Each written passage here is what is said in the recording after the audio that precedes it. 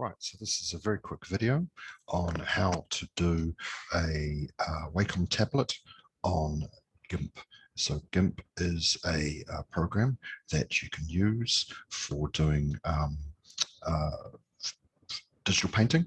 And the whole idea is it's a very fast and easy way of being able to do digital painting, but it's free because Gimp becomes free instead of Photoshop, which is quite expensive. So the first thing we do is we go up to, you've already installed the drivers for, in this case, it's a Wacom Bamboo tablet. You've already installed those on your computer. You've downloaded Gimp, and this is Gimp 2.10.24. And what happens is you go up to edit and you go down to preferences. There is also input device one there, but you can go this way. And what happens is in a moment it will pop up. In a moment. And then you go down to input devices here. You could have gone to the other one, it would have been slightly shorter, but that's fine. Then you go configure extended input devices. And then here is your Wacom tablet. Now, what we're going to do is, at the moment, we can't really use it to its full function because it is disabled. And so you want to do these two ones here, where you go to screen.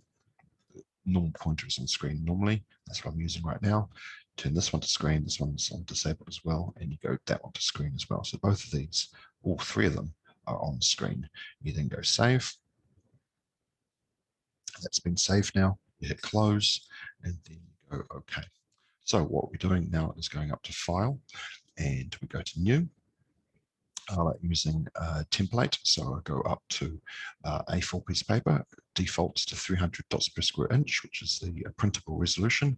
You go OK, and here's your piece of paper. Now, this Dynamics tab over on the far side controls the pen, starts off default Dynamics off, so it won't really work on here. So you're going to click onto this one, and then you go down to the one I like using. Lots of people use it for digital painting, is pressure opacity. So you click on that one, and now it will work like a normal pencil, where I'm on my paintbrush up here, and you can go on pencil, just hold that down and it comes up pencil, but that's fine.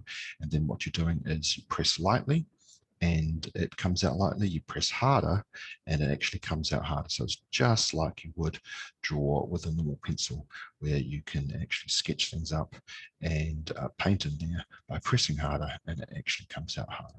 All right. You can also use the back of the pen like an eraser, because turn it on, it automatically defaults to the eraser. Hopefully, sometimes it'll go up to the cropped tool, so just make sure it's on the right one. And then you can use the back of the pen as an eraser to rub things out. So they try to make it as much like a normal one as possible. So it just clicks back onto the paint, and then I can carry on painting with this. But sometimes that dynamics will turn off, so just make sure that it is done over on here on pressure opacity, and then it will go back. So if things go a bit strange, just check your settings, and that is it. Okay, nice, short and sweet.